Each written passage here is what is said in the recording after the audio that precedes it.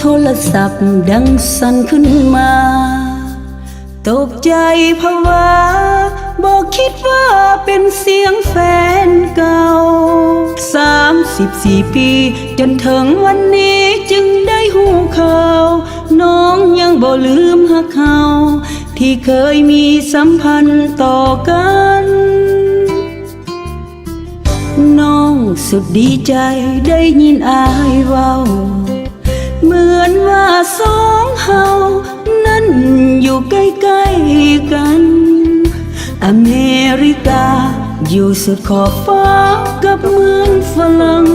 สายแน่นหักยังผูกพันเยื่อใยหักนั้นสองยังยืดยาวคิดถึงข่าวอดีตที่ศูนย์น้องคายสองเฮามุ่งหมายจะขออยู่ขอตายห่วมกันศูนย์เฮาเคยอยู่เป็นตูบน้อยๆหลังคาหัวไหล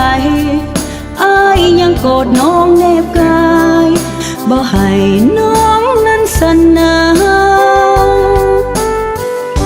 บ่คิดเลยว่าต้องพากจากกันสองเฮาวันนั้นจากกันด้วยความจำเป็นหนีตามพ่อแม่จำเป็นแท้หนีตามเพิ่นไปน้องนี่สุดแสนอะไรใจบ่อยากห่างอายเพียงเม็ดงา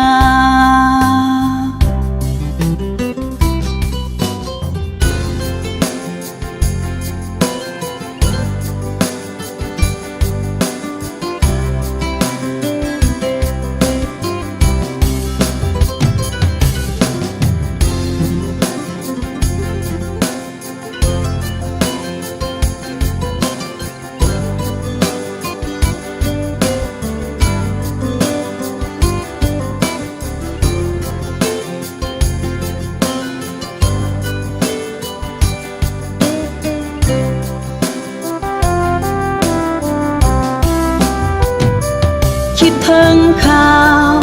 อดีตที่ศูนย์น้องคายสองเฮามุ่งหมายจะขออยู่ขอตายห่วมกันศูนย์เฮาเคยอยู่เป็นตูบน้อยๆหลังคาหัวไหลอายยังโกรธน้องแนบกายบ่ให้น้องนั้นสนาบ่คิดเลยว่าต้องพากจากกัน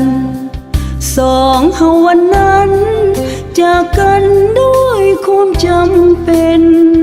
หนีตามพ่อแม่จำเป็นแท้หนีตามเพิ่นไป